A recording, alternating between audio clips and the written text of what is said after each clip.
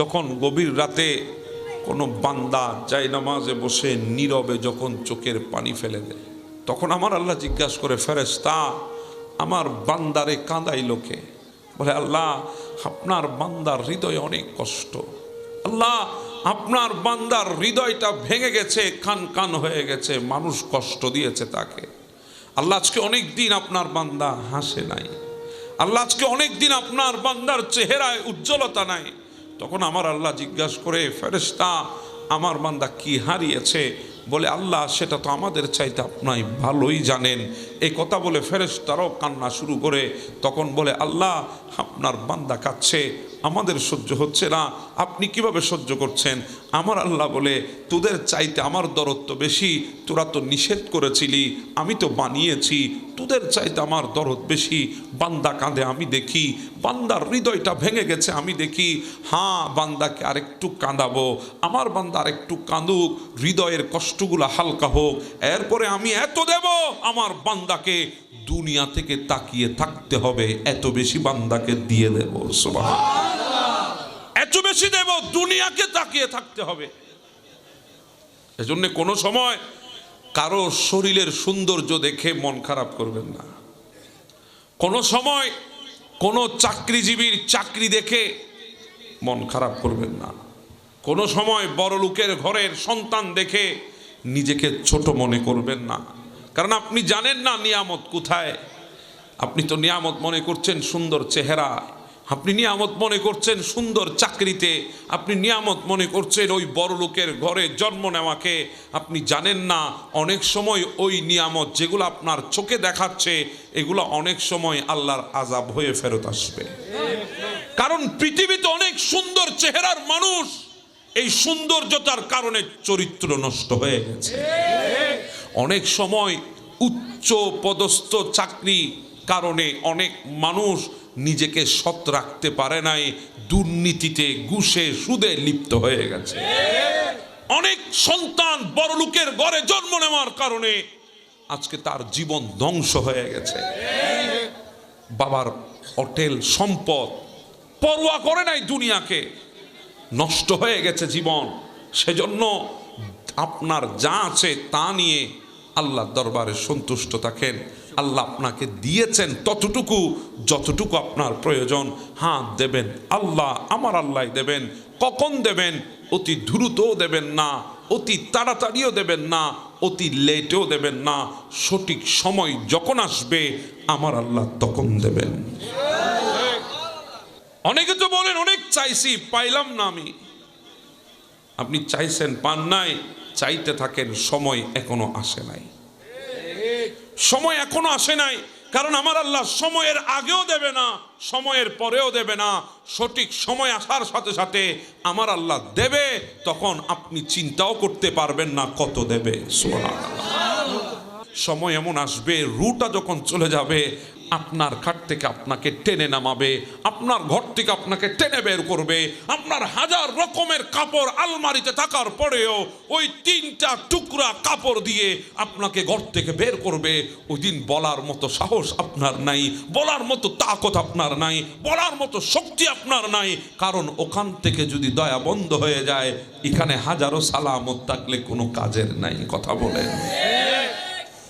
আজকে যেই অস্তিত্ব নিয়ে আপনি মানুষকে মানুষ মনে করছেন না, সেই অস্তিত্ব এক ফোঁটা নাপাক পানি থেকে। আপনি যেই অস্তিত্ব নিয়ে আজকে গোটা পৃথিবী জয় করার নেশায় মেতে উঠেছেন, মানুষের উপর জুলুম করছেন নির্বিচারে, ওই অস্তিত্ব এক ফোঁটা নাপাক পানি থেকে।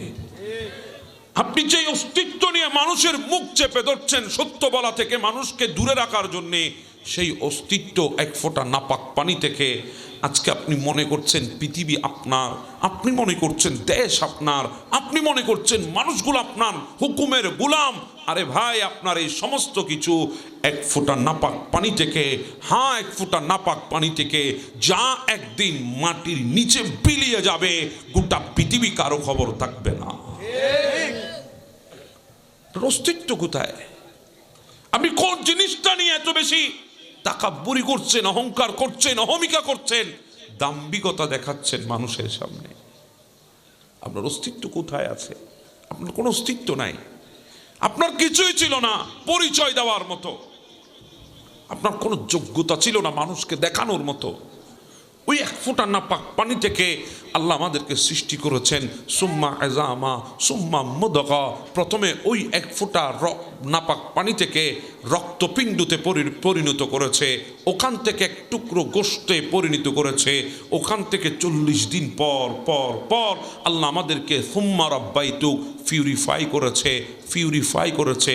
4 মাস 10 দিন অতিবাহিত হওয়ার পর আমাদের রু দেওয়া হয়েছে, আমাদের হাত পায়ের অস্তিত্ব প্রকাশ পেয়েছে, আমাদের নাক চোখ মুখের অস্তিত্ব প্রকাশ পেয়েছে, আমাদের কান আমাদের শরীরের অস্তিত্ব প্রকাশ পেয়েছে। আমাদেরকে 4 মাস 10 দিনের মাথায় মায়ের গর্ভের ভেতরে আমাদের রু দেওয়া হয়েছে।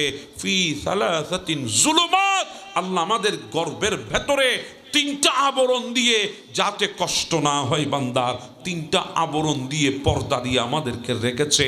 এবার আসি সেই কথায়, যেই কথায় গোটা পৃথিবী থামে, যেই কথায় গোটা চিন্তাশীলের চিন্তা থামে, যেই কথায় গোটা বিজ্ঞানীর চিন্তা থেমে গেছে। সেটা কি? ছোট্ট একটি রাস্তা দিয়ে আল্লাহ আমাদেরকে দুনিয়ায় এনেছেন।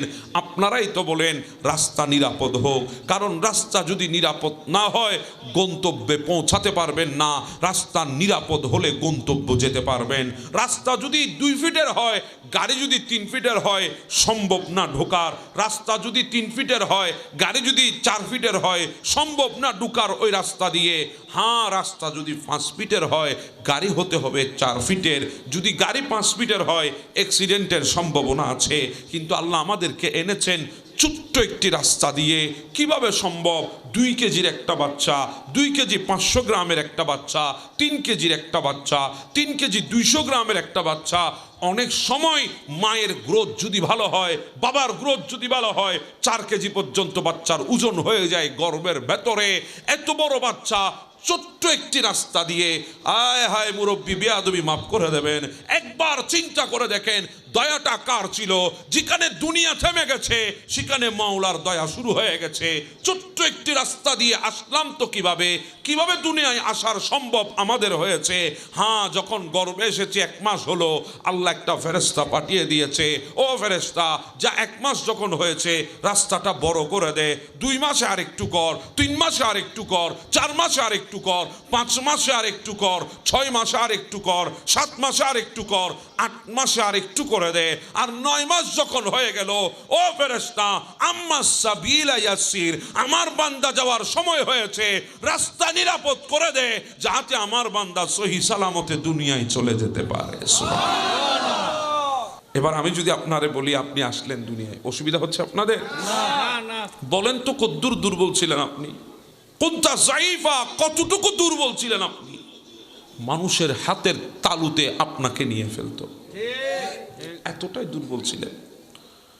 কোনটা সগীরা, কতটুকু ছোট ছিলেন, মানুষের হাতের তালুতে আপনি হয়ে যেতেন। কথা বলেন ঠিক না? কোনটা জাহেলা, কতটা অজ্ঞ ছিলেন, আপনি প্রস্রাব পায়খানা করেছেন বলতেও পারতেন না। কথা বলেন ঠিক না? হ্যাঁ, এতটা অসহায় ছিলাম, চিৎ করে শোয়াই দেওয়া হয়েছে, ডানেও যাইতে পারি না, বামেও যাইতে পারি না। হাত আছে কিন্তু ধরার শক্তি সেদিন আমাদের ছিল না। পা আছে, দাঁড়াবার মতো শক্তি আমাদের ভেতরে ছিল না। জুবান আছে, কথা বলার মতো শক্তি আমাদের ছিল না। আমাদের দেশে যদি মনে করেন কথা এখান থেকে আসে, তাহলে আমি বলবো আপনি ভুলের মধ্যে আছেন। যদি বলেন হুজুর কেন? কারণ কথা এখান থেকে আসে না। কথা যদি এখান থেকে আসতো, আমাদের দেশের বুয়া মানুষের সিনাগুলো অনেক চওড়া, আমাদের দেশের অনেক মানুষের সিনার ভেতর অনেক তাকত, কিন্তু কথা তো এখান থেকে আসে না বলে বলতে পারে না, কথা ওখান থেকে আসে। কথা বলেন ঠিক না? ওখান থেকে দয়া যদি বন্ধ হয়ে যায়, সেদিন সালামত সব আছে কিন্তু অচল হয়ে যাবে। যান আপনি মেডিকেলের বেডে গিয়ে দেখেন, অনেক শক্তিশালী মানুষ যারা জমিনের উপরে দাবিয়ে হেঁটেছে, জমিন কেঁপেছে, আজকে মেডিকেলের বেডে শুয়ে আছে, পাটাও ঠিকঠাক আছে, যে পা দিয়ে জমিন কাঁপিয়েছে, কিন্তু আজকে ওই পায়ের উপর ভর করে দাঁড়াইতেও পারে না। কথা বলেন ঠিক না? আছে হাত, দেখেন না, যেই মানুষটা এক সময় গলা চেপে ধরতো মানুষের, যেই মানুষের হাতের তাকত এত বেশি ছিল দুনিয়া সামনে আসতো না, আজকে গিয়ে দেখেন মানুষটা ঠিক আছে, হাতও ঠিক আছে, কিন্তু তোলার মতো শক্তি নাই। জুবান ছিল, বলার শক্তি ছিল না, দাঁত তো ছিল না চিবানোর জন্যে। মৌলার দয়া দেখেন, কিছু খাইতে পারবো না। আজকে তো যা দিচ্ছি সব চাবাই চুবাই। কথা বলেন ঠিক না? আরে ভাই যা পড়ে তা, আরে চিন্তা করিস না, অসুবিধা নাই, দাঁত তো ঠিক আছে। কথা বলেন ঠিক না? কিন্তু সময়টা এমন ছিল, দাঁত ছিল না, দাঁত চিবানোর জন্যে। খাবো কি? দুনিয়ার খাবার তো চাবাইতে হয়, না হলে গলায় বাঁধে। তখন তো দাঁত নাই, চাবাবো কোত্থেকে? আল্লাহ বলে তোর দাঁত না থাকলে আমি তো আছি। দাঁত তোর নাই, আমি আছি। বলে আল্লাহ তুমি আছো, কেমনে কেমনে খাওয়াবা? বলে খাওয়াই তো ছিলাম তোকে মায়ের গর্ভের ভেতরেও, জুবান দিয়ে খাওয়াই নাই, ডাইরেক্ট নাভি দিয়ে খাওয়াই আছি। এখন দাঁত লাগবে না, জুবান দিয়ে খাওয়াবো। আল্লাহ কিভাবে? বলে তোর মায়ের বুকের মধ্যে দুধ আছে, ওই দুধ স্তনগুলার মধ্যে রক্ত আছে, ওই রক্তগুলাকে আমি পিউরিফাই করে দুধে পরিণত করে দুধের খাবারের ব্যবস্থা করে দেব। দুনিয়ায় এমন কোন মেশিন আবিষ্কার হয় নাই আপনি রক্ত দেবেন আপনাকে দুধ বানিয়ে দিতে পারবে। আছে মেশিন? হ্যাঁ, আপনি হয়তো কিছু দুধ দিয়েছেন, সাথে পানি টানি দিছেন, একটু বাড়াই টারাই আপনারা দিতে পারে। কথা বলেন ঠিক না? রক্ত দিয়েছেন, দুধ বের হবে এমন মেশিন নাই। আল্লাহ বলে আমি তোদের মায়ের বুকের স্তনের রক্তগুলাকে দুধে পরিণত করে আমি তোদের খাবারের ব্যবস্থা করেছি। গরম যদি বেশি হয় জিহ্বা জ্বলে যাবে, ঠান্ডা যদি বেশি হয় কফ লেগে যাবে। আমি নাতেশে উষ্ণ করে দিয়েছি, নয় ঠান্ডা নয় গরম। মায়ের বুকের দুধ খেলে ঠান্ডা লাগে না, মায়ের বুকের দুধ খেলে জিহ্বা জ্বলে না। কথা বলেন ঠিক না? আল্লাহ আমাদের জন্য খাবার রেখেছে মায়ের স্তনে। চিন্তা করে দেখেন কতটুকু মোহাব্বত, কতটুকু ভালোবাসা। এতটা অসহায় ছিলাম, ক্ষুধা লাগলে বলার শক্তিও ছিল না, ক্ষুধা লাগলে বলার মতো তাকত ছিল না শরীরে। এতটা দুর্বল ছিলাম আমরা। ওই দুর্বলতা থেকে আল্লাহ আমাদেরকে সবলতায় এনেছেন। ওই সবলতার নাম হচ্ছে যৌবন। কথা বলেন ঠিক না? গোটা জিন্দেগির শ্রেষ্ঠ সোনালী মুহূর্ত সেটা হচ্ছে যৌবনকাল। আল্লাহ আমাদেরকে ওই অসহায়ত্ব থেকে, কল্পনা কখনো করি নাই এই অসহায়ত্ব থেকে কখন আমরা আস্তে আস্তে করে বেড়ে উঠলাম। চিন্তাও করি নাই আদৌ পারবো কিনা, চিন্তাও করি নাই আদৌ শক্তি হবে কিনা, চিন্তাও করি নাই পায়ের উপর দাঁড়াতে পারবো কিনা, কিন্তু দাঁড় করিয়ে দিয়েছেন কে? আমাদেরকে যৌবনে নিয়ে এসেছেন। যৌবনে শাবাবাকা কাবালা হারামি। হ্যাঁ, এই জন্য বলা হয়েছে যৌবনটাকে মূল্যায়ন করো। মূল্যায়ন কতটুকু মূল্যায়ন? কারণ এই যৌবনটা তোমার জীবনের সোনালী যুগ। এই যৌবনটা যদি চলে যায় সেদিন তুমি বুঝবা কত বড় নিয়ামত এই যৌবনটা তোমার জন্য ছিল। হ্যাঁ, তোমার এই যৌবনের কাছে জিবরিল পর্যন্ত হার মেনেছে। যদি বলেন হুজুর কিভাবে? এত তাকতবান জিবরিল, 600 পাখনা দিয়েছে আল্লাহ, এরপরও হার মেনেছে। বলে হ্যাঁ, হার মেনেছে। কত বড় পাওয়ারফুল জিবরিল! সেকেন্ডে 7000 বছরের রাস্তা পাড়ি দিয়ে জমিনে চলে আসতো। কদ্দুর সময় লাগতো? বলে ইব্রাহিম যখন ইসমাইলের গলায় ছুরি ধরেছে, ওই মিনার জমিনে ছুরি ধরেছে গলার উপরে, চালানোর আগেই 7000 বছরের রাস্তা পাড়ি দিয়ে জিবরিল জমিনে দুব্বা নিয়ে চলে এসেছে। এত তাকতবান জিবরিল, ইমামুল মালাইকা, ফেরেশতাদের সরদার, ফেরেশতাদের নেতা, এত বড় তাকতবান ওই ফেরেশতা জিবরিল বলে আমি আসমান থেকে যতগুলা ফুটা বৃষ্টির জমিনে পড়ে প্রত্যেকটা বৃষ্টির ফোঁটা আমি জিবরিল গুনতে পারি।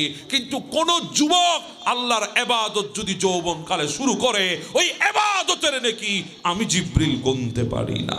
সুবহানাল্লাহ! এত বেশি শক্তি আপনার যৌবনের, এত বেশি শক্তি। আজকে আপনি ওই যৌবনটা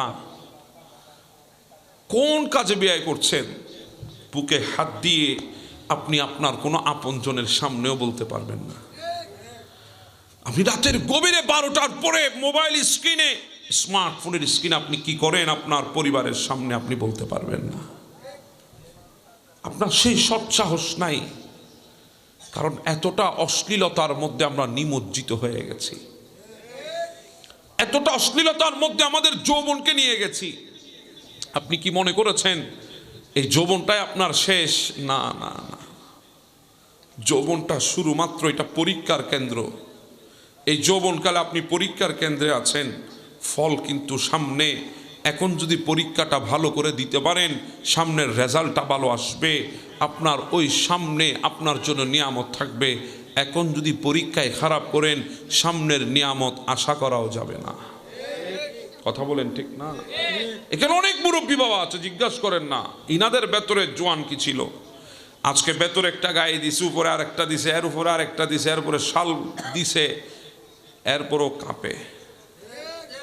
সময় এমন ছিল, জিজ্ঞাসা করেন না মুরব্বী, এমনও তো সময় ছিল আমাদের মুরব্বীদের শরীরের কাপড় ছাড়া শীতকালে ওই জমিন দিয়ে দাবদাবিয়ে হেঁটে যেত। রাতকে দিন বানিয়েছে, দিনকে রাত বানিয়েছে। আমার দেশের যুবক তো নিজের শরীরের শক্তি আনে জিমে গিয়ে বডি বিল্ডিং করে। কথা বলেন ঠিক না? 6 প্যাক 7 প্যাক 8 প্যাক আনে না? হ্যাঁ, মার্সেল বড়। কথা বলেন ঠিক না? বডি বিল্ডিং করে জিমে গিয়ে।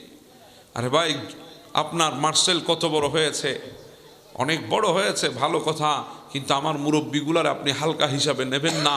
এদের যৌবনকালে ধানের বার এক হাতে টান দিয়ে কাঁধে নিয়ে চলে যেত। আপনি যতই বডি বিল্ডিং করেন, আপনার এখনো শরীরে সেই শক্তি আসে নাই, একটা ধানের বার টান দিয়ে কাঁধে নেবেন। কথা বলেন ঠিক না? কিন্তু ওই শক্তি আমার মুরব্বীগুলার ভেতরে ছিল। আজকে এই অবস্থা কেন? মুরব্বী কি বিষয় বলে 3 জন লাগে বসাইতে, 3 জন লাগে উঠাইতে। কথা বলেন ঠিক না? আপনি দুর্বলতা কাটিয়ে এসেছেন, এমন এক দুর্বলতা যেখানে আপনি প্রস্রাব করেছেন বাবার কুলে, বাবা আনন্দে আপনার প্রস্রাব পরিষ্কার করেছে। মায়ের কুলে পায়খানা করেছেন, মা আনন্দে চিত্তে আপনার পায়খানা পরিষ্কার করেছে। আত্মীয় স্বজনের কোলে প্রস্রাব করে দিয়েছেন, অনেক আনন্দে খুশিতে আপনার প্রস্রাব পায়খানা পরিষ্কার করে দিয়েছে। ওই দুর্বলতা আপনি কাটিয়ে উঠে যৌবনতায় এসেছেন। মনে রাখবেন, আরেকটা দুর্বলতা আপনার জন্য অপেক্ষা করছে। ওই দুর্বলতায় আপনি কাউকে কাছে পাবেন না সহজে, কেউ আসবে না আপনার পাশে। যে সন্তানটা আপনাকে ছোট অবস্থায় ফোন দিত, বাবা তোমার জন্য ঘুমাইতে পারি না, বাবা তোমাকে ছাড়া খাইতে পারি না, তাড়াতাড়ি ঘরে চলে আসো, আজকে ওই সন্তান আপনার ঘরে ঢুকছে। আপনি বার্ধক্য হয়ে ঘরের এক পাশে একটা চকিতে পড়ে আছেন, আপনার সন্তান একবারের জন্য আপনার দিকে ফিরে তাকাই না। ওই দুর্বলতা সবচাইতে বড় মারাত্মক দুর্বলতা। ছোটবেলার দুর্বলতায় বাবা ছিল পাশে, মা ছিল পাশে, আর বার্ধক্যের দুর্বলতায় কেউ থাকবে না পাশে। কথা বলেন ঠিক না? যেই স্ত্রীটা যৌবনের সময় 10টা থেকে 10টা 5 যদি বাস্ত গড়িতে, ঘরে ঢুকতে যদি দেরি হতো, আপনারে কত ধরনের কথা বলতো, হিসাব চাইতো। কথা বলেন ঠিক না? কেন 10টা 5 হলো, 5 মিনিট কেন লেট হলো, কোথায় গেল, তুমি কোথায় গেলা, কি জন্য এত লেট হয়েছে, হাজারো প্রশ্ন আপনার দিকে ছুড়ে দিত। আপনি উত্তর না দিয়ে পার পাওয়ার কোনো সুযোগ নাই। কথা বলেন ঠিক না? কিন্তু এমন একটা সময় আসবে যখন বৃদ্ধ হয়ে যাবেন, ওই স্ত্রীটা বলবে, বুজ্জার একটু বারান্দার মধ্যে একটা চকি দিয়ে শোয়াই দে, ঘুমাইতে পারি না, সারা রাত শুধু কাশে আর কাশে। কথা বলেন ঠিক না? সময় পরিবর্তন হওয়ার সাথে সাথে মোহাব্বতের মধ্যে জং ধরে গেছে। কথা বলেন ঠিক না? কিন্তু আমার আল্লাহর মোহাব্বতে জং ধরে না। আমার আল্লাহর মোহাব্বত পুরনো হয় না। আমার আল্লাহর মোহাব্বতের মধ্যে কমতি হয় না। যখন তখন ভালোবেসেছে, আর যখন আপনি বাধ্য হয়ে গেছেন তখন আপনাকে ভালোবেসেছে। দুনিয়া থেকে চলে গেছেন তখনও ভালোবেসেছে। তবে শর্ত একটা, আপনাকেও বাঁচতে হবে। আপনিও যদি বাঁচতে পারেন, রবের কথায় যদি চলতে পারেন, যখন বার্ধক্যে চলে আসবেন, উঠতে পারছেন না, চলতে পারছেন না, নামাজ হচ্ছে, মসজিদে এলান হচ্ছে নামাজের, আসসালাতু আসসালাতু খায়রুম মিনান নওম বলে চিৎকার হচ্ছে। এক সময় মসজিদে আসতেন, আজকে শুনছেন, আসতে পারছেন না। হাইয়া আলাস সালা বলছে, নামাজের জন্য আসো। একদিন ছুটে মসজিদে চলে আসতেন, আজকে আসতে পারছেন না দুর্বলতার কারণে। তখন ফেরেশতারা বলে, আল্লাহ আপনার বান্দার আমল নামায় কি গুনাহ লিখবো নাকি নেকি লিখবো? আল্লাহ বলে, যৌবনের বালাম আমারটা একটু উল্টায় দেখ, যৌবনের আমলটা কেমন ছিল একটু দেখ। তখন ফেরেশতারা যৌবনের আমল দেখে বলে, আল্লাহ ওই বান্দা আপনার যৌবনের কালে আপনার ইবাদত ছাড়া কিছুই বুঝে নাই, আপনার ইবাদত বন্দিগির মধ্যে যৌবন কাটিয়েছে, মুয়াজ্জিন আজান দেয় নাই, ওয়াক্ত আসে নাই, নামাজও আসে নাই, কিন্তু আপনার বান্দা মসজিদে গিয়ে বসেছিল, মসজিদের সাথে আপনার বান্দার হৃদয়ের হৃদ্রতার সম্পর্ক ছিল। আপনার বান্দা যৌবনের সময় ঠান্ডাকালে কুয়াশার ভেতরে টর্চ মেরে মেরে মসজিদে এসেছে, ঠান্ডাকালে পানি দিয়ে উজু করে আপনার ইবাদতে দাঁড়িয়েছে, কারণ যেই ইবাদতে কষ্ট বেশি ওই ইবাদতের কবুলিয়ত বেশি হয়ে যায়। আপনার বান্দা কষ্ট করে আপনার ইবাদত করেছে। ও ফেরেশতা, যৌবন তো আমার জন্য কাটিয়েছে, আজকে বার্ধক্যে পড়ে গেছে, ইচ্ছা আছে যেতে পারছে না, অসুবিধা নাই, যৌবনে যখন আমাকে ভালোবেসেছে তার বৃদ্ধ বয়সে আমি তাকে ভালোবাসবো। সে নামাজ পড়তে না পারলেও যৌবনে নামাজ পড়ার কারণে যেই নেকি লিখতা, এখন তার চাইতো আরো দ্বিগুণ করে লিখবা। হ্যাঁ, এটা আমার নবীর হাদিস, আমার নবীর হাদিস। আমার নবী তাই বলেছে, বৃদ্ধ বয়সে যদি ইবাদত করতে না পারেন, জোয়ানকি বয়স যদি ইবাদতের মধ্যে কাটিয়েছেন, এমন যদি আমল তাকে, আল্লাহ বৃদ্ধ বয়সে আপনাকে যৌবনকালের ইবাদতের মতো নেকি দান করবে। অসুবিধা হয় আপনাদের? আজকে আমরা যৌবনটা কাটাচ্ছি অন্যায় অবিচারে। কথা বলেন ঠিক না? আরে ভাই, এখনো তো অনেকে ক্ষমতায় আসে নাই, বাতাস লেগেছে মাত্র। রাগ হয়ে গেলেন আমার?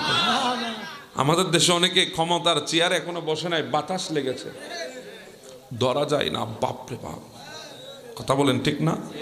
মনে হয় 7 নম্বর সিঙ্গেল চলে তাদের শরীরের উপর দিয়ে, কাছে যাওয়া যায় না। রাগ হয়ে গেলেন আমার কথায়? এটাই তো সত্যি। অথচ ইসলাম জুবানের মধ্যে আছে, আছে না নাই? ইসলামের দোহাই দেয়, কিন্তু ওনাদের মাথা থেকে পা পর্যন্ত ইসলামের কোনো নীতি নাই। রাগ হয়ে গেছেন আমার সাথে? আপনারা বুঝে নেবেন আমি ইশারায় কথা বলতে পছন্দ করি। ওমর যখন ইসলামের খলিফা হয়েছেন, রাস্তা দিয়ে আসছিলেন, সরকারি চারণভূমি ছিল নির্দিষ্ট, যেখানে অসহায় মানুষের ওট চড়ানো হতো। অসহায় মানুষ নিজে খেতে পারছে না, উটের খানা কোত্থেকে দেবে? এজন্য রাষ্ট্রীয়ভাবে তাদের জন্য আলাদা চারণভূমির ব্যবস্থা করা হয়েছে, ওখানে ওনাদের পশুগুলাকে এনে চড়াতো। ওমর আসতেছেন রাস্তা দিয়ে, হঠাৎ দেখছেন একটা ওট অন্য অন্য ওটের চাইতে একটু মোটা তাজা হয়েছে। ওমর থেমে গেছেন। এই ওটটা কার? বলে আমিরুল মুমিনিন, এই উটটা আপনার বেটা হজরতে আব্দুল্লাহর। হজরত ওমরের চেহারা সেকেন্ডে পাল্টিয়ে গেছে। আমার ছেলের ওট? বলে হ্যাঁ। যাও ডাক দিয়ে নিয়ে এসো তাকে ডাক দিয়ে আনো। দৌড় দিয়ে ডাকা হলো, আপনাকে আমিরুল মুমিনিন ডাকছেন।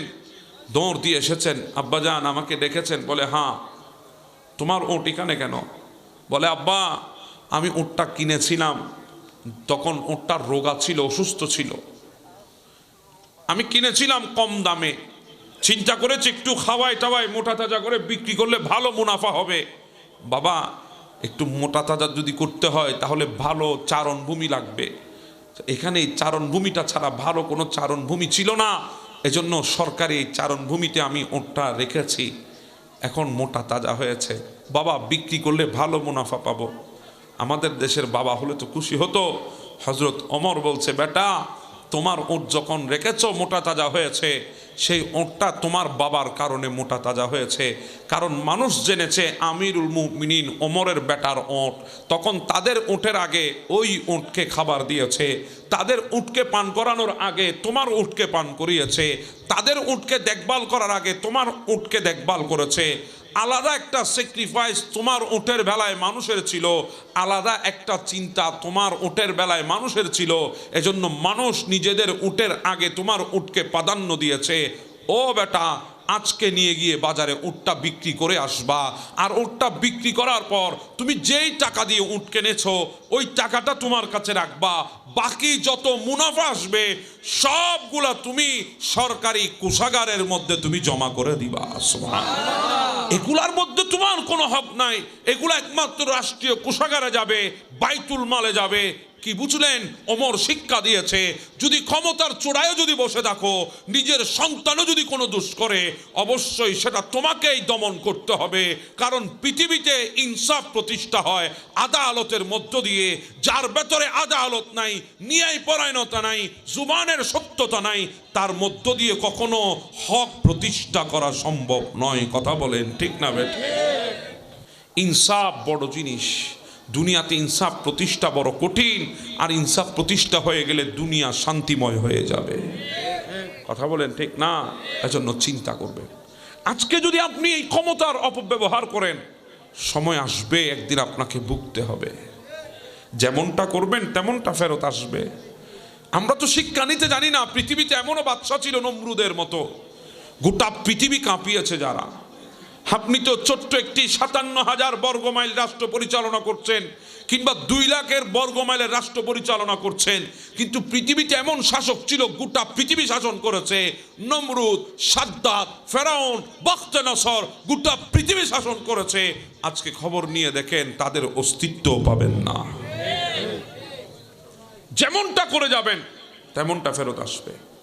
কি রাগ হয়ে গেলেন আমার কথায়? এটাই তো সত্য কথা। এক দেশের এক রাজা তার 3 জন মন্ত্রীকে ডাক দিয়ে বলে দিকায়, বলে যাও 3টা বস্তা নাও, গিয়ে আমার জন্য দ্রুত তোমরা কে কার আগে বস্তা ভরে ফল আনতে পারো আমি একটু দেখি। তো প্রথম মন্ত্রী গেলেন, গিয়ে বাগানের মধ্যে চিন্তা করে বাদশার জন্য ফল নিয়ে যাব, যেমন তেমন হবে না, ভালো ভালোগুলা দেখে আমি বস্তার মধ্যে নেব। ভালো ভালো ফল সে বস্তাবন্দি করেছে। দ্বিতীয় মন্ত্রী চিন্তা করে, বাদশা বলেছে বস্তাটা পুরানোর জন্যে, তো পুরাইলে তো হয়েছে, এখানে পচা নিছি না ভালো নিছি এগুলো দেখার কি সময় বাচ্চার আছে? নিচে পচা ফল নিছে আর উপরে কিছু ভালো ফল নিছে। সে চিন্তা করে যদি বাদশা দেখে উপরের গুলাই দেখবে, আর ভেতরে তো যাবে না, বাহিরে তো দেখা যাবে বস্তা পুড়িয়েছে। কথা বলেন ঠিক না? তৃতীয় মন্ত্রী বলে, বাদশার কি এত সময় আছে বস্তা খুলে দেখবে এখানে ফল না আর কি? সে চিন্তা করেছে যা আছে তা বলি, রাস্তায় যা পেয়েছে পাতা লাকড়ি সব বস্তাবন্দি করছে। করি বাদশার সামনে 3 জন দ্রুত চলে এসেছে। বাদশা দেখছে 3 জনের বস্তা পুরানো। মাশাআল্লাহ, বাদশা খুশি হয়েছে। বাদশা বলে ঠিক আছে, ফল এনেছো? বলে হ্যাঁ, 3টার মধ্যে আমরা 3 জনে ভালো ফল এনেছি আপনার জন্য। বলে মাশাআল্লাহ। বাদশা খুলেও দেখে নাই। তখন দ্বিতীয় আর তৃতীয় মন্ত্রী চিন্তা করে, হ্যাঁ একটা চালাকির কাজ করেছি, এত কষ্টও হয় নাই, আসানে আমরা কাজটা সম্পূর্ণ করতে পেরেছি, আসান হয়েছে আমাদের জন্য। নিজেদের বুদ্ধির উপর ফখর করতেছে। ঠিক ওই মুহূর্তে বাদশা দাঁড়িয়ে বলে, হে আমার সৈন্যরা, তাদেরকে 7 দিনের জন্য তাদের বস্তা সহ আলাদা আলাদা কামরার মধ্যে জেলখানায় নিয়ে যাও। কয়দিন? 7 দিন বস্তা সহ আলাদা আলাদা কামরার ভেতরে নিয়ে যাও। খবরদার 7 দিন তাদের জন্য কোনো খানা পিনা দিবা না, তারা 7 দিন ওখানে থাকবে। চিন্তা করেন, যে প্রথম মন্ত্রী ছিল সে 7 দিন আনন্দে কাটিয়েছে, কারণ সে তো ভালো ভালো ফল তার বস্তায় ছিল, সে ওগুলা খেয়ে তার ক্ষুধা নিবারণ করেছে, তার কোনো অসুবিধা হয় নাই। দ্বিতীয় জন, উপরে কিছু ফল ভালো ছিল, ভেতরে সবগুলা পচা। ওই ভালো ফল দিয়ে কোনোভাবে 2 দিন চালাইছে, 3 দিনের দিন আর চলে না। পচা ফল খেয়ে পেট নষ্ট করেছে, মৃত্যু শয্যায় পড়ে গেছে। আর তৃতীয় জন বস্তায় কিছুই নাই, খাবে কি? কয়দিন সহ্য করবে ক্ষুধা? 2-1 দিন, 3 দিন, 4 দিন, আর পারে না, সে জেলখানার মধ্যে মারা গেছে। এখন বলেন কি বুঝলেন? আপনি যা করেছেন, যেই ফল দুনিয়ার বুকে আপনি অর্জন করবেন, সেগুলা কবরে কাজে আসবে। আর যদি দুনিয়ার মধ্যে আপনার আমলের বস্তায় কোনো কিছু যদি না থাকে, এগুলা কোনো কাজে আপনার আসবে না। সেজন্য বলছি, যা করবেন তা আপনার দিকে ফেরত আসবে। যদি দুনিয়ার বুকে ভালো করে যান, কবরে ভালোটাই পাবেন আপনি। দুনিয়ার বুকে যদি খারাপ নিয়ে যান, কবরের মধ্যে আপনার জন্য খারাপ অপেক্ষা করছে। এজন্য সিদ্ধান্ত আপনার উপরে, আপনি ক্ষমতা পেয়ে নিজেকে পাল্টাবেন নাকি ক্ষমতা পেয়ে ঈমান মজবুত করবেন। আপনার শরীরের যৌবনতা পেয়ে আপনি ঈমান নষ্ট করবেন নাকি এই যৌবনতার বিনিময়ে আপনার আমল মজবুত করবেন। আপনি দুনিয়ায় এসে এই গোটা দুনিয়ার অশ্লীলতায় নিমজ্জিত হবেন নাকি এই দুনিয়ায় এসে আল্লাহর ইবাদত বন্দি করে আল্লাহর বন্ধু হবেন। এটা আপনার উপরে সিদ্ধান্ত। কথা কি বুঝাতে পারলাম? সিদ্ধান্ত আপনার উপরে, আপনি যেটা নেবেন সেটা। আপনি যদি ভালো নেন ভালো, আপনি যদি মন্দ নেন তাহলে মন্দ। এটা আপনার উপরে সিদ্ধান্ত, আপনি কোনটা গ্রহণ করবেন। এজন্য যে হায়াতটা পেয়েছেন হায়াতটাকে মূল্যায়ন করেন, কারণ আমাদেরকে চলে যেতে হবে। কথা বলেন ঠিক না? আমাদেরকে দুনিয়া ছেড়ে চলে যেতে হবে। ছোটবেলায় যাদের সাথে মিশতেন, আস্তে আস্তে বড় হতে হতে তাদের সাথে যোগাযোগ বিচ্ছিন্ন হয়ে গেছে।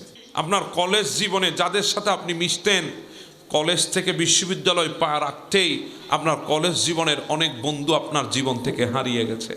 আপনি যখন বিশ্ববিদ্যালয়ের লাইফে এসেছেন, বিশ্ববিদ্যালয় পাশ করে বের হয়ে জীবন যুদ্ধে যখন আপনি নেমে গেছেন, চাকরির জন্যে, ব্যবসার জন্যে, নিজেকে প্রতিষ্ঠিত করার জন্যে, তখন আপনার বিশ্ববিদ্যালয় যে সমস্ত বন্ধু আপনার আপন ছিল, যাদেরকে ছাড়া আপনার চায়ের চুমুক হতো না, তারা আপনার জীবন থেকে কোথায় হারিয়ে চলে গেছে নিজেও জানেন না। হ্যাঁ, এমনটা ছিল দুনিয়াতে। যখন ছোট ছিলাম আমাদের ঘরে আমাদের দাদার আত্মীয়রা আসতো। দাদা যখন চলে গেছে, আজকে ওই আত্মীয়গুলা যারা একসময় আমাদের হৃদয়ে ছিল, আজকে তাদেরকে আর দেখা যায় না। তাদের সাথে আজকে কেন জানি দূরত্ব হয়ে গেছে, হারিয়ে গেছে জীবন থেকে। আপনি যখন প্রতিষ্ঠিত, আপনার শুভাকাঙ্ক্ষীর অভাব নাই। আপনি যখন গোটা সমাজের নেতৃত্ব দিচ্ছেন, আপনার কর্মীর অভাব নাই। কিন্তু যখন ক্ষমতা চলে যাবে, একটা চিড়িয়াও আপনার ঘরে আর উকি দিয়ে দেখতে আসবে না। যখন আপনার ইনকাম সোর্স বন্ধ হয়ে যাবে, তখন আপনার কোনো আত্মীয় স্বজন আর আপনার খবর নেবে না। যখন আপনার যৌবনটা চলে যাবে, ওই যৌবন বয়সের বন্ধুরা আপনার সাথে আর যোগাযোগ রাখবে না। পড়ে রইবেন ঘরের এক কোণে। হ্যাঁ, হারিয়ে যাবে নিজের জীবন থেকে নিজের পরিবারও এক সময়। কখন জানেন? যখন বিছানাবন্দি হয়ে যাবেন। একটা সময় ছিল ঘরে আসলে সবাই আপনাকে ঘিরে ধরে বসতো, সবাই ইটা খাওয়াইতে চাইতো, কেউ ইটা নিয়ে আসতো। কারণ কি? আপনি দিতে পারতেন, তাকত ছিল, পয়সা ছিল, টাকা ছিল, দেওয়ার মতো সামর্থ্য ছিল, দিতে পারতেন। তারাও আপনার কাছ থেকে নিত বিদায়। কেউ ভাতের প্লেট নিয়ে দাঁড়িয়ে আছে, কেউ হাত ধোয়ার বোল নিয়ে দাঁড়িয়ে আছে, কেউ পানির গ্লাস নিয়ে দাঁড়িয়ে আছে, কেউ পানি ঢেলে দেওয়ার জন্য দাঁড়িয়ে আছে। কিন্তু সময় আসবে যখন আপনি বৃদ্ধ হয়ে যাবেন, বার্ধক্য যখন আপনাকে গ্রাস করবে, ঘরের এক কোণে যখন পড়ে রবেন, ঘরের জলসা ঠিক থাকবে, ঘরের সেই কোলাহল ঠিক থাকবে, আনন্দ মহল ঠিক থাকবে, কিন্তু আপনি ঘরের ভেতরে থাকার পরেও ওই আনন্দের মহল থেকে, কোলাহল থেকে, ওই ঘরের আনন্দ মেলা থেকে আপনি অনেক দূরে থাকবেন। সেদিন আপনি কারো আনন্দের কেন্দ্রবিন্দু হবেন না। আরে বাবা আছে ঘরে, পরে ডাকবো, আগে আমরা সারিনি। আরে আমার মা আছে ঘরে, বলে পরে ডাকবো, এগুলো বুঝবে না, ওদের ভালো লাগবে না, থাক না রুমে, পরে ডেকে নেব। কথা বলেন ঠিক না? খাবার টেবিলে, আরে বাবা খাবার টেবিলে বসতে পারে না, ওনারে ওখানে খাবার দিয়ে আসো, এখানে আমরা বসে খাবো। আপনার জীবন থেকে হারিয়ে যাবে, জীবনটা হারানো হারানো হারানো, সবাই চলে যাবে। আপনি জীবিত থাকতে আপনার জীবন থেকে অনেক হারিয়ে যাবে। এবার চিন্তা করেন, যেদিন রুটা চলে যাবে, আপনাকে 3.5 হাত মাটির নিচে দিয়ে আসবে, সেদিন দুনিয়া আপনার পাশে থাকবে। এ চিন্তা করেন, কখনো দুনিয়া আপনার সাথে থাকবে না। সেদিন তো দিয়ে আসতে পারলেই বেঁচে গেছে সবাই। সেদিন আপনাকে কবরে নামিয়ে দিয়ে চলে আসবে। সময় আসবে, সন্তান সপ্তাহেও আপনার কবরের পাড়ে আসবে না, আত্মীয় স্বজন মাসের পরেও আসবে না, বছরের পরেও আসবে না। সময় আসবে এমন, ভুলে যাবে, তাদের কথাবার্তায় আপনার কথাও উঠবে না, তাদের স্মৃতিতে আপনার স্মৃতিগুলো তাদেরকে নাড়া দেবে না। যদি কয়েকজন থাকেও, ওই রাতের বেলায় একটু চোখের পানি ফেলবে। যদি মেয়ে থাকে, হয়তো মেয়েটা ছেলে থাকলে ছেলেটা, এরপরে তাদের চোখটাও বন্ধ করে ঘুমিয়ে যাবে, আর আপনার কথা মনে থাকবে না, তারা নিশ্চিন্তে ঘুমিয়ে পড়বে। সময় আমাদের কাছে আসে, কিন্তু ওই সময়টা আমাদের থেকে হারিয়ে যাচ্ছে। প্রত্যেকটা সময় এক একটা জিনিস আমাদের জীবন থেকে হারাচ্ছে। এজন্য এই জীবনে আপনি পাওয়ার কিছু নাই, জীবনে হারানোর অনেক কিছু আছে। এজন্য জীবনে যদি পাইতে হয়, আমার রবের দেওয়া নিয়ামত, রবের দেওয়া তরিকা দিন নিয়ে আপনি চলেন, ইবাদত নিয়ে চলেন, গোটা দুনিয়া হারিয়ে গেল, আপনি আল্লাহর নিয়ামত পেয়ে যাবেন। এজন্য আপনার প্রত্যেকটা পদক্ষেপ হবে কাকে খুশি করার জন্য? আল্লাহকে খুশি করার জন্য, রবের জন্য আপনার পদক্ষেপ। দুনিয়া জিন্দেগির সব হারানোর জিনিস, পাওয়ার জিনিস কিছু নাই। পাওয়ার জিনিস আছে একমাত্র আল্লাহর নিয়ামত, পাওয়ার জিনিস আছে একমাত্র আল্লাহর রহমত, পাওয়ার জিনিস আছে একমাত্র আল্লাহর দয়া, পাওয়ার জিনিস আছে একমাত্র আল্লাহর ভালোবাসা।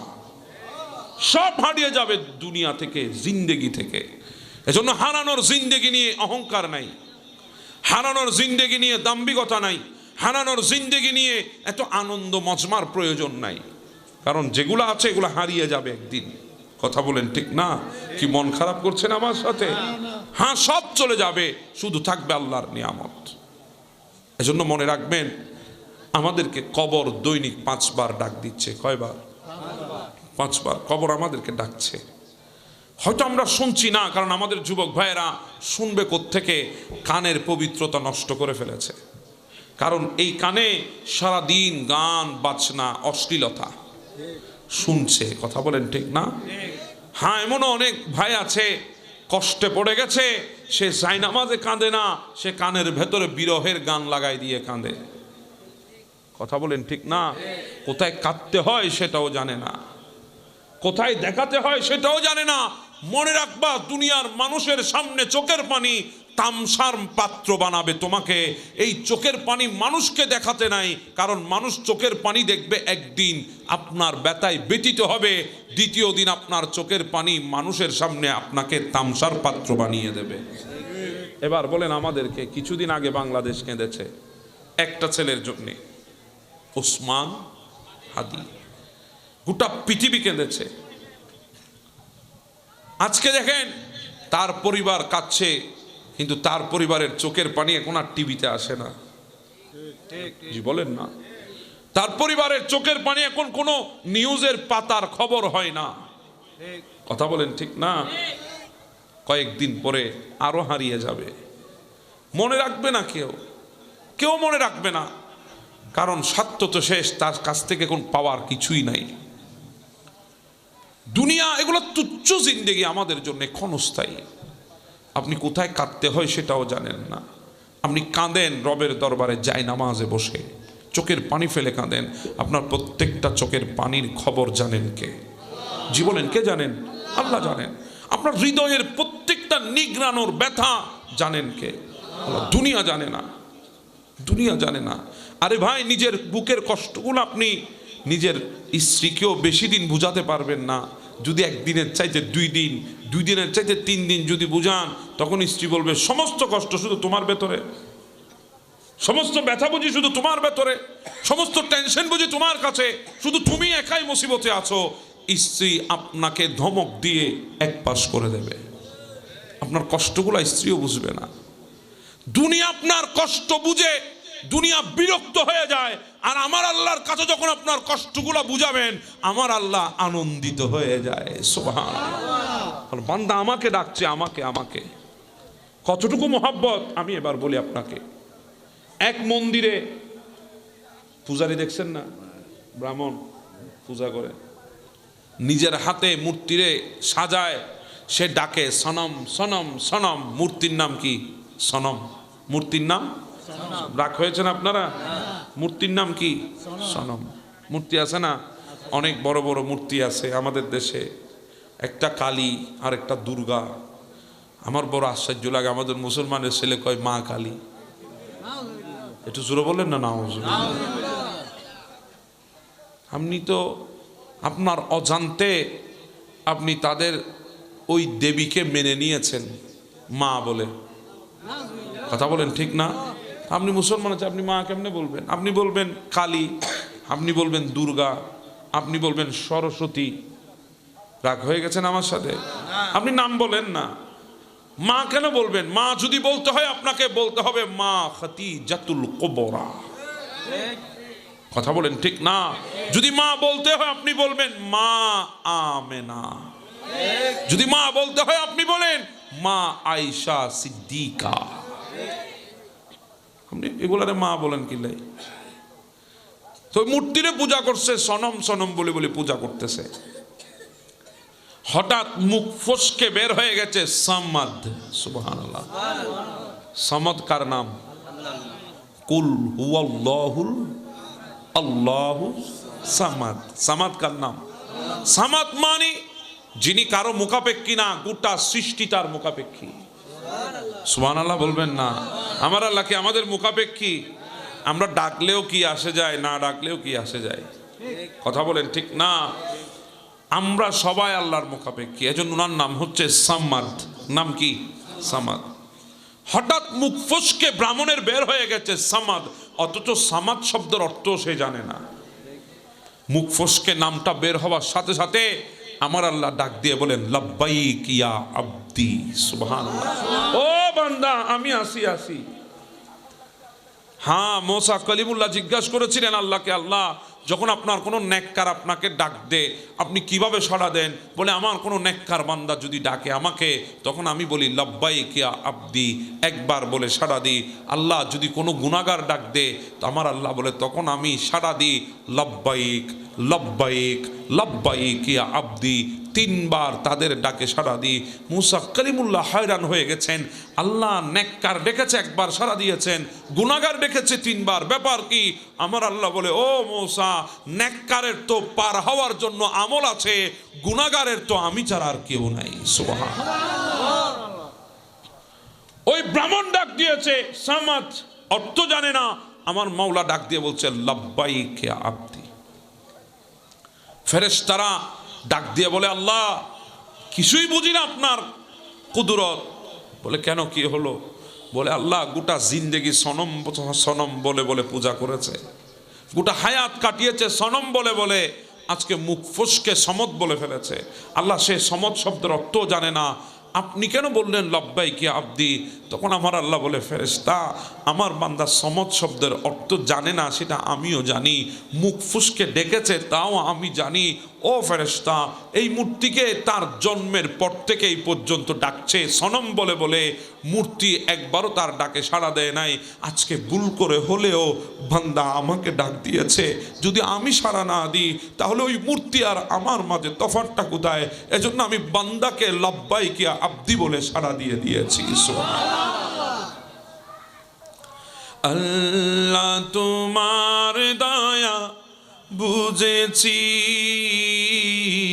বুঝেছি বহুদিন পর। আল্লাহ তোমার দয়া বুঝেছি বুঝেছি বহুদিন পর। ভেবেছি দুনিয়া কত যে আপন, আসলে দুনিয়াটাই পর। আল্লাহ তোমার দয়া বুঝেছি বুঝেছি। অসুবিধা হচ্ছে আপনাদের?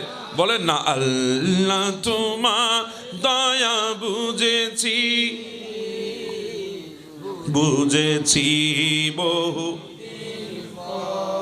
হায়াতের বাজেট শেষের দিকে করেছি গুনাহ পাহাড় সমান, তুমি যদি এখন ক্ষমা না করো কার দ্বারে যাব হে রহিম রহমান।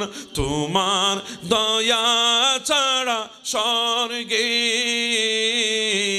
জায়গা হবে না আমি বুঝেছি।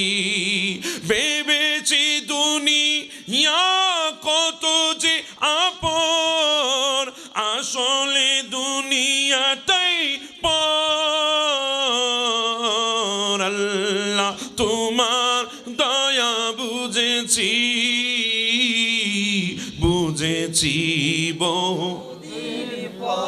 আল্লাহ তোমার দয়া বুঝেছি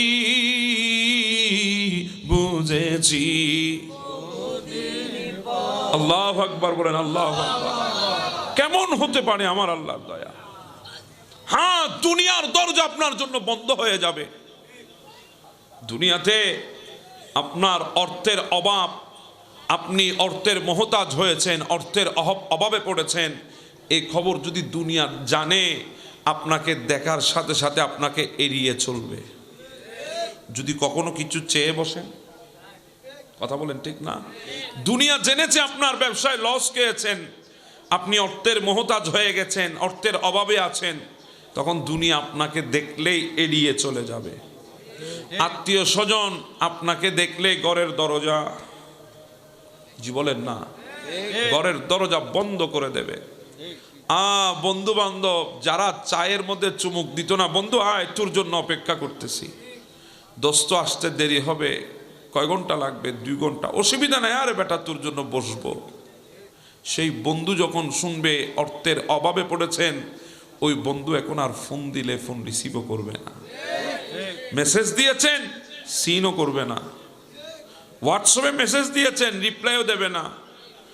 যদি হঠাৎ দেখা হয়ে যায়, আপনাকে না দেখার ভান করে মুখ লুকিয়ে, কথা বলেন ঠিক না? এটা দুনিয়া, এটা দুনিয়া। যদি ভাই জানে আপনি অভাবে পড়েছেন অর্থের, ভাইয়ের দরজায় যখন আসবেন, আপনার কষ্টগুলা বলার আগে ভাই নিজের অভাব আপনার সামনে তুলে ধরবে, যাতে আপনি চেয়ে না বসেন, কথা বলেন ঠিক না? দুনিয়া এমনই, আপনার জন্য দুনিয়ার দরজা সব সময় খোলা থাকে না। আপনার ভালো সময়ে দুনিয়ার সমস্ত দরজা খোলা থাকবে, আপনার খারাপ সময়ে দুনিয়ার একটা দরজাও আপনার জন্য খোলা থাকবে না, সব বন্ধ থাকবে। আর যখন গোটা দুনিয়ার দরজা বন্ধ হয়ে গেছে, কাউকে পাশে পাচ্ছেন না, কাউকে ডাক দিলেও পান না, ফোন দিলেও পান না, কারো কাছে গেলেও পান না, ঠিক ওই মুহূর্তে আপনি যদি একটা দরজায় যদি কর আঘাত করতে পারেন, যেই দরজা আপনার জন্য কখনো বন্ধ হয় না, যতই বিপদ আসুক, যতই মুসিবত আসুক, সেই দরজা সব সময় খোলা থাকে। যতই আপনি আনন্দে থাকেন, যতই সুখে থাকেন, তখনও সেই দরজা খোলা থাকে। সেটা হচ্ছে আমার রবের দয়ার দরজা।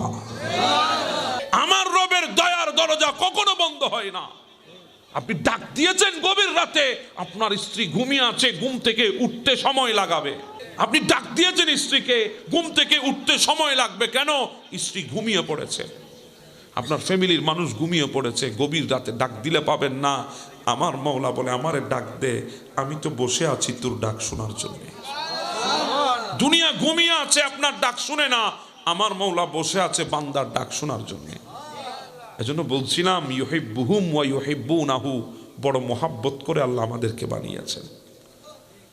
রাত অনেক হয়ে, কথা অনেক ছিল, আর সামনে যাব না, কথা এইটুকুর মধ্যে শেষ করছি। আমাদেরকে মোহাব্বত করেন কে? আল্লাহ। এখান থেকে শুরু করেছিলাম, মনে আছে আপনাদের? কে মোহাব্বত করে? আমরাও কাকে মোহাব্বত করব? যেই মোহাব্বতের মধ্যে কোনো স্বার্থ নেই, যেই মোহাব্বতের মধ্যে কোনো চাহত নাই, কথা বলেন ঠিক না? আমরা তাকে মোহাব্বত করব। হ্যাঁ, আপনি মোহাব্বত করেন, আপনি মওলার কাছে হাত তুলে চাওয়া শুরু করবেন না। আপনি রবের দরবারে হাত তুলে একটা নরম সুরে ডাক দেন, ইয়া রহমান ইয়া রহিম। আল্লাহ, সারা জিন্দেগি ভর চাইছি, আজকে আর চাইবো না। আল্লাহ, আজকে চাই তোমার ভালোবাসা। আল্লাহ, আজকে চাই তোমার মোহাব্বত। আল্লাহ, আজকে তোমাকে চাই, কিছুই চাই না, তোমাকে চাই, তোমাকে। আপনি একবার বলেন না, এখন তো আমরা হাত তুলে বলি, আল্লাহ আমার গাড়ি লাগবে, বাড়ি লাগবে, সন্তান লাগবে, ফ্যামিলি লাগবে, হাত তুলে বলি। একবার হাত তুলে বলে দেখেন না, আল্লাহ কিছুই লাগবে না, তোমাকে লাগবে, তোমাকে। আল্লাহ কারো ভালোবাসার প্রয়োজন নাই, আল্লাহ কাউকে পাওয়ার জন্য হাত তুলি নাই, কারো ভালোবাসার জন্য হাত তুলি নাই, তোমার ভালোবাসা পাওয়ার জন্য হাত তুলেছি, তোমাকে পাওয়ার জন্য হাত তুলেছি। ভাই বুঝেন না কেন? যদি মালিক চলে আসে, মালের তো অভাব থাকবে না, কথা বলেন না ঠিক না বেটে? যদি মালিক আমার কাছে আসে, মালিকের কাছে যদি আমাকে নিয়ে যায়, সেদিন তো দুনিয়ার মালের কোনো অভাব থাকবে না। হ্যাঁ, দুনিয়ার বুকে আল্লাহওয়ালারা মালিক খুঁজেছে, মাল খুঁজে নাই, এজন্য দুনিয়া পেয়ে গেছে। এখন তো আপনি মাল খুঁজেন, মালিককে খুঁজেন না। অনেক সময় পাইলো, সব সময় পান না। কথা বলেন ঠিক না? আল্লাহ আমাদেরকে চাওয়ার তৌফিক দান করুক কার কাছে? আল্লাহ আমাদেরকে মোহাব্বত করার তৌফিক দান করুক কার কাছে? মা ইয়াকুলু ইবাদি ওয়ামার ফেরেশতা, আমার বান্দাগুলার রাত গভীর হয়েছে, কম্বলের উষ্ণতার ভেতরে থাকার কথা ছিল, কিন্তু তারা শিশিরে টপ টপ ফোটার নিচে আজকে শীত উপেক্ষা করে বসে আছে। কারণ কি? মা ইয়াকুলু ইবাদি, তারা কি বলতে চায়? তখন ফেরেশতারা বলে, আল্লাহ তারা পৃথিবীর কারো প্রশংসা করার জন্য এখানে বসে নাই, তারিফ করার জন্য বসে নাই। আজকে এখানে তারা বসেছে একমাত্র আপনি এবং আপনার রসূলের জিকির করার জন্য। তখন আমার আল্লাহ জিজ্ঞাসা করে, ফেরেশতা আমার জিকির করে বান্দা? বলে হ্যাঁ। ও ফেরেশতা, হাল রাআউনি, আমার বান্দা কি আমাকে দেখেছে? সে আমার প্রশংসা করছে। আল্লাহর ফেরেশতারা জবাব দেয়, আল্লাহ আপনার ইজ্জতের কসম, আপনার বান্দাগুলা আপনাকে দেখে নাই। তখন আমার আল্লাহ জিজ্ঞাসা করে, ওয়াকাইফা হাল রাআউনি, যদি দেখতো আমার বান্দা আমাকে? ফেরেশতারা বলে, আল্লাহ যদি আপনার বান্দা আপনাকে যদি দেখতো, আপনাকে যদি দেখতো, পৃথিবীর কোনো শক্তি তাদের জবান থেকে আপনার জিকির এক সেকেন্ডের জন্য বন্ধ করতে পারতো না। সুবহানাল্লাহ। অসুবিধা হচ্ছে আপনাদের? এই বাচ্চা, এই বাবা, ওরে সামনে নিয়ে আসেন। ও পেছনে থাকলে দুষ্টমি করবো, ওরে এইখানে সামনে নিয়ে আসেন, এর একটাতে বসান। তুমি সামনে বসি দোয়া লো মুরব্বীর। অসুবিধা হয় আপনাদের? সমস্যা হচ্ছে আমার কথাগুলো বুঝতে? আমি কিছু কথা বলতে এসেছি আপনাদেরকে, আপনারাও শুনতে এসেছেন কষ্ট করে। যদিও বা কনকনে শীত, অল্প মানুষ এসেছেন, আমি মন ছোট করি না। কেন জানেন? কারণ প্রত্যেকটা সময় মনে রাখবেন, বিন্দু থেকে সিন্ধু হয়। কথা কোন ঠিক না বেঠে? হাজার লোক দিয়ে আমার কাজ নাই, আমার কাজ কয়েকজনকে যদি আমার কথাগুলা দিলে বসাই দিতে পারি, বাস এ হচ্ছে আমার কাজ। কারণ আমি পরিবর্তন চাই। আমি গতানুগতিক আপনাদের সামনে কথা বলে চলে যাব, আপনারাও শুনে চলে যাবেন, সেটা আমি চাই না। আমি পরিবর্তন চাই। দিল পরিবর্তন করতে হবে আমাদেরকে, নতুবা এই মাহফিলে বসার কোনো প্রয়োজন আমাদের নাই। সেজন্য বলছিলাম, আল্লাহ জিজ্ঞাসা করে ফেরেশতার কাছে, ফামা ইয়াসআলুনি, ফেরেশতা তারা কি চায়? ঠান্ডাতে বসে আছে, কিছু তো চায়। কারণ মানুষ তো কখনো কোনো সময় মতলব ছাড়া কোনো কাজ করে, এটা আমার আল্লাহ ভালো করেই জানেন। এজন্য আল্লাহ জানেন শীতের মধ্যে এত কষ্ট করে বান্দা নিশ্চয়ই কোনো উদ্দেশ্য নিয়ে বসেছে। এজন্য জিজ্ঞাসা করে, ফামা ইয়াসআলুনি, তারা কি চায়? ফেরেশতারা বলে, আল্লাহ তারা পৃথিবীর কোনো ধন সম্পদ, ধন দৌলত চায় না, পৃথিবীর কোনো টাকা পয়সা চায় না, পৃথিবীর কোনো মিল ফ্যাক্টরি চায় না। তারা শুধু আজকে এখানে কষ্ট করে বসেছে আপনার সৃষ্টির শ্রেষ্ঠ নিয়ামত জান্নাত পাওয়ার আশায়। সুবহানাল্লাহ। তখন আমার আল্লাহ জিজ্ঞাসা করে, ফেরেশতা বান্দা কি জান্নাত দেখেছে? বলে না, জান্নাত দেখে নাই। যদি দেখতো? বলে আল্লাহ যদি আপনার বান্দা জান্নাত দেখতো, যখন জোহর পড়ে আপনার দরবারে হাত তুলতো, আসর পড়ে যখন হাত তুলতো, মাগরিব পড়ে যখন হাত তুলতো, এশা পড়ে যখন হাত তুলতো, গোটা পৃথিবী ঘুমিয়ে গেছে কনকনে শীতের কম্বলের উষ্ণতা যাদেরকে ঘিরে রেখেছে, কিন্তু আপনার কিছু বান্দা ওই উষ্ণতা ভুলে ঠান্ডা পানি দিয়ে উজু করে তাহাজ্জুদের নামাজে বসে যখন হাত তুলতো, ফজর পড়ে যখন হাত তুলতো, আল্লাহ তারা ওই দোয়ার মধ্য দিয়ে ধন দৌলত চাইতো না, সন্তান সন্ততি চাইতো না, টাকা পয়সা চাইতো না। যখনই হাত তুলতো আল্লাহ তখনই আপনার কাছে জান্নাত চাইতো, জান্নাত। তখন জিজ্ঞাসা করে, আল্লাহ আমার বান্দা কিসের থেকে বাঁচতে চায়? বলে জাহান্নাম থেকে। বান্দা কি জাহান্নাম দেখেছে? বলে না আল্লাহ জাহান্নাম দেখে নাই। যদি দেখতো? বলে পৃথিবীর কোনো পরাশক্তি তাদেরকে আপনার দিন থেকে দূরে সরাতে পারতো না, তারা আপনার দিনের পা বন্ধ হয়ে যেত। তখন আমার আল্লাহ এমন একটা কথা বলেছেন, আমাদের হৃদয়ের কাঙ্ক্ষিত শব্দ, আমাদের হৃদয়ের হাজারো চাহত এবং দাবি আমার আল্লাহ সেকেন্ডে পূরণ করে দিয়েছেন। আল্লাহ বলে, ফাআশহিদুকুম আন্নী কদ গাফারতু লাহুম, ও আমার ফেরেশতা সাক্ষী হয়ে যা, আজকে এই মাহফিলে যারা বসেছে আমি আল্লাহ তাদের জিন্দেগির গুনাহ মাফ করে দিয়েছি। আজকের এই মাহফিল আমাদের জন্য অত্যন্ত গুরুত্বপূর্ণ। সবচাইতে বড় কথা, এখানে কিছু শব্দ উচ্চারণ আমরা করি, আলহামদুলিল্লাহ বলি, বলি না? শব্দ উচ্চারণ হয় না আলহামদুলিল্লাহ? আমাদের বাচ্চা বাচ্চা শব্দগুলা জানে, সবাই জানে শব্দগুলা। জানে না এমন কোনো মানুষ পৃথিবীতে নাই মুসলমানের মধ্যে। সবাই আলহামদুলিল্লাহ জানে কিন্তু বলে না। কথা বলেন ঠিক না? শব্দটা ছোট, কয়েকটা অক্ষর একটা শব্দ, কিন্তু ওজন কত বেশি। আমার নবী বলেন আলহামদুলিল্লাহি তামলা আল মিজান। উম্মত, যখন মিজানের পাল্লায় তোমাদের আমলকে তোলা হবে, তোমাদের আমলকে ওজন দেওয়া হবে, যদি তোমাদের নেকির পাল্লাটা যদি হালকা হয়ে যায় গুনার সামনে, উম্মত দুনিয়ায় বসে আলহামদুলিল্লাহ বলেছো, ওই একটা শব্দ তোমাদের নেকির পাল্লাকে ভারী করে দেওয়ার জন্য যথেষ্ট। সুবহানাল্লাহ। যদি আমি বলি এই মাহফিলে উচ্চারণ হয় সুবহান আল্লাহর শব্দ, কথা বলেন ঠিক না? ওজন কদ্দুর জানি না। যদি আমি জিজ্ঞাসা করি জমিন থেকে আসমান পরিমাণ কতটুক দূরত্ব, আপনারা হয়তো সবাই জানবেন না। আমার নবী বলেছেন 500 বছরের রাস্তা। কয়শো বছর? 500 বছরের রাস্তা। 500 বছর লাগবে প্রথম আসমানে পৌঁছাতে জমিন থেকে। কোন স্পিডে 500 বছর? কারণ আমাদের দেশে তো দূরত্ব নির্ভর করে বাহনের উপরে। কথা বলেন ঠিক না? যত বেশি মজবুত এবং স্পিড বাহন তত বেশি দূরত্ব কমে। কথা বলেন ঠিক না? 10 কিলোমিটার পারে যদি আপনি পায়ে দেন, আপনার সময় গাড়ির চাইতে কম লাগবে না বেশি লাগবে? বেশি লাগবে। যদি আপনি অটো রিক্সায় যদি পাড়ি দেন, হাঁটার চাইতে একটু কম লাগবে। যদি সিএনজিতে পাড়ি দেন তাহলে অটো রিক্সার চাইতে একটু কম লাগবে। যদি কারে, মাইক্রোতে, পাজারুতে পাড়ি দেন তাহলে সিএনজি থেকে সময় কম লাগবে। দূরত্ব নির্ভর করে, নির্ভর করে দূরত্ব বাহনের উপরে। ইয়া রাসূলুল্লাহ, জমিন থেকে আসমান 500 বছরের দূরত্ব। কোন স্পিডে গেলে 500 বছর? কি কপ্টারে গেলে 500 বছর, নাকি জেট বিমানে গেলে 500 বছর, নাকি বোয়িং 787 গেলে 500 বছর, নাকি রকেটে গেলে 500 বছর? আমার নবী বলে সেকেন্ডে 1,86,000 মাইল স্পিডে কোনো জিনিস যদি উপরের দিকে যায় 500 বছর লাগবে ওই প্রথম আসমানে পৌঁছাতে। এখনো প্রযুক্তি আবিষ্কার হয় নাই, এখনো স্যাটেলাইট আবিষ্কার হয় নাই, এখনো পৃথিবী এত ডেভেলপ করে নাই, এত বিশাল যান্ত্রিক যন্ত্র, এত বিশাল মোটরবাহী একটা বিমান, একটা বাহন আবিষ্কার করার জন্যে। আর যদি আবিষ্কার হয়েও যায়, চালানোর জন্য তো 500 বছর হায়াত মানুষ পাবে না, যাওয়ার জন্য 500 বছর হায়াত মানুষ পাবে না। তাহলে বোঝা গেল অসম্ভব, প্রথম আসমানে কেউ পৌঁছাতে পারে না। কিন্তু আমার নবী বলে উম্মত তো আমার হয়ে গেছো, তোমরা পৌঁছাতে পারবে, পাওয়ার তোমাদের আছে। ইয়া রাসূলুল্লাহ, কিভাবে পৌঁছাবো?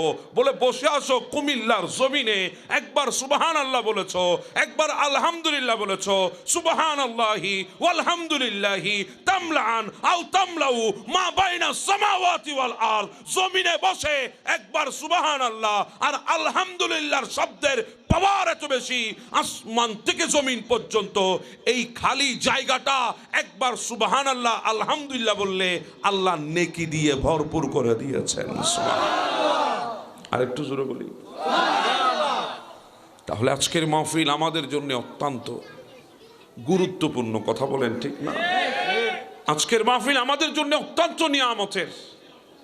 তকদির সবার আছে, বসার তো তৌফিক সবার হয় নাই। কথা কোন ঠিক না? তাকত সবার আছে, বসার মতো তো তাকত কারো হয় নাই। আমরা বুঝতে পেরেছি আমাদের তকদির এই মুহূর্তে পৃথিবীতে সবচাইতে খারাপ না ভালো?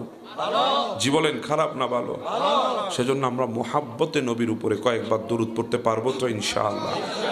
আল্লাহুম্মা সাল্লি আলা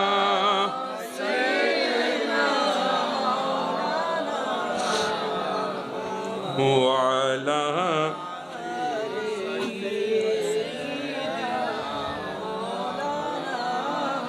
ইয়া রাসূলুল্লাহ হাবিবে খালিকি কি তাতুই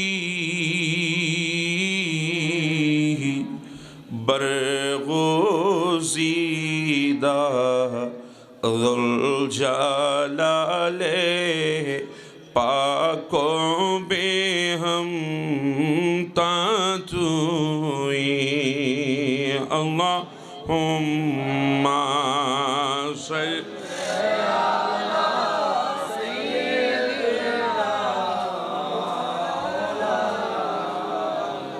وعلى آل سيدنا حسبي ربي جل الله ما في قلبي غير الله نور محمد صلى الله لا إله إلا الله حسبي ربي جل الله ما في قلبي غير الله نور محمد صلى الله لا إله إلا الله لا إله تیرے صدقے میں آقا سارے جہاں کو دین ملا بے دینوں نے کلمہ پڑھا بولو لا الہ الا اللہ حسبی ربی